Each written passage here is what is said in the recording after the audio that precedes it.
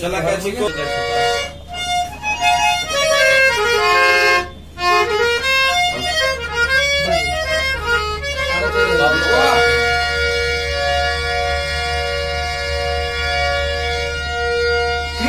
की बिसलहरी न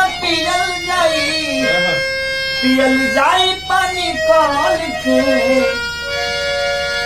तब की हैप्पी न्यू ईयर मनिए दियर संगे दियर में चल के हैप्पी न्यू ईयर मनई हम संगे दियर अब की दियर में चल के दिया सब मुर्गा कटाई अरे लकड़ी गहिया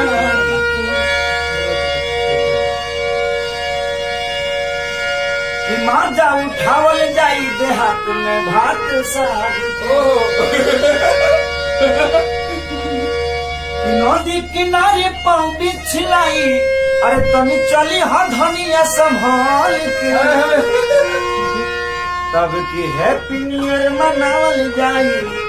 डियर डियर में चल के